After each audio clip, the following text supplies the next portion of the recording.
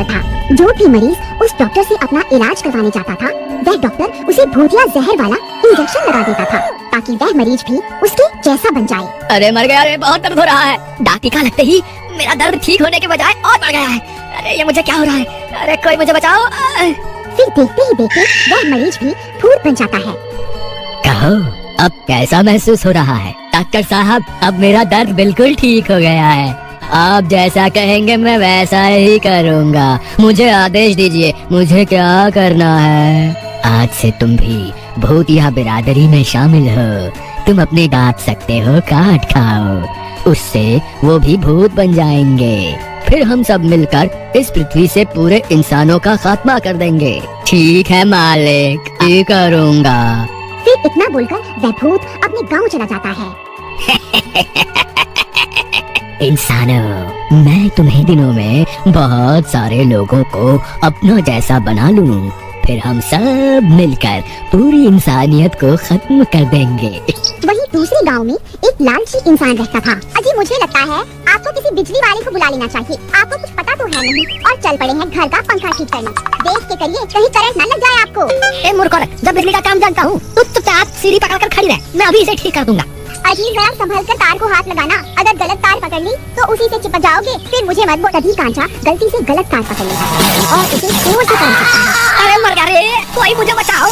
अरे भगवान मेरी मदद करो, मैं यहीं चिपक गया हूँ, कुछ करो, नहीं तो ये करंट मुझे कुछ ही पलों में मार डालेगा। अरे मर गया रे, कोई तो मुझे बचाओ। अब मैं क्या करूँ? तभी पास में एक लाठी पड़ी हुई होती है।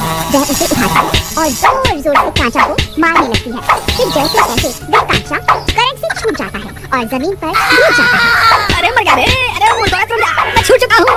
अब मुझे क्यों पीट रही है? नहीं, मैं ठीक नहीं हूँ। मुझे लगता है करंट लगने से मेरे बदन का सारा खून सूख गया है।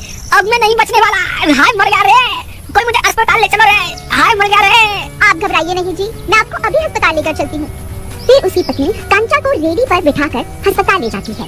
वहाँ उसे वही भूतिया डॉक्टर मिलता है। अरे डॉक्टर साहब, मेरी जान बचा लो, मुझे बहुत जोर से करंट लग गया है। मेरे शरीर में बहुत तेज दर्द हो रहा है, कुछ करो नहीं तो मैं मर जाऊंगा। तुम घबराओ नहीं, मैं अभी तुम्हारा सारा दर्द दूर कर देता हूँ।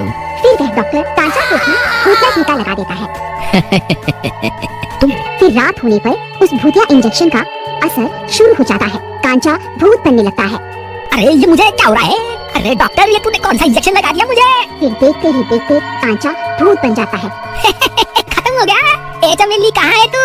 जल्दी बाहर आ, मुझे बहुत भूख लग रही है। मुझे अभी के अभी मांस ला कर दे। अजी क्या हो गया?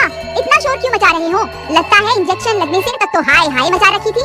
ये मूर्ख औरत, तेरी इतनी हिम्मत, मेरा मजाक उड़ाएगी? चल जल्दी जा यहाँ से और मेरे लिए मुर्गे का मांस लेकर आ। मुझे बहुत तेज भूख लगी है, नहीं तो मैं तुझे ही खा जाऊंगा।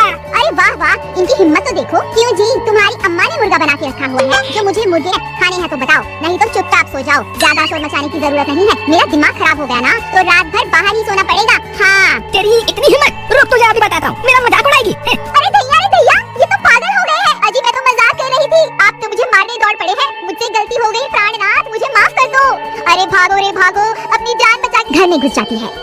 अरे क्या हुआ बहन, तुम इतनी रात गए यहाँ क्या कर रही हो? तुम इतनी घबराई हुई क्यों हो? मुझे लगता है इनके ऊपर किसी भूत प्रेत का साया है। अरे तुम घबराओ नहीं, मैं अभी बाहर जाकर देखता हूँ आखिर माजरा क्या है। फिर गोपाल खिड़की से झांक कर देखता है तो उसे 3 लोग दिखाई देते। अब कहाँ छुप कर बैठी है? बाहर निकल, मैं तुझे भी अपने जैसा बनाकर ही दम लूंगा। अरे दैया, अब क्या करें? तुम घबराओ नहीं, चलो मेरे साथ, हम पीछे के दरवाजे से निकल जाते हैं। फिर वह दोनों पीछे के रास्ते से जंगल की ओर भाग जाते हैं। तुम घबराओ नहीं, मेरे पास एक रास्ता है। मैं एक महामुनि को जानता हूँ, वो इसी जंगल में रहते हैं। वो हमारी मदद जरूर करेंगे। पूरी बात समझाते हैं। देखो वत्स, तुम्हारी बातों से तो यही प्रतीत होता है कि उन पर जरूर किसी भूत का साया है। तुम ये पवित्र गंगा जल लेकर जाओ, अगर उनके ऊपर किसी भूत का साया होगा तो वो जरूर इस जल से ठीक हो जाएंगे। फिर गोपाल मुनि से गंगा जल गांव की ओर चल देते हैं।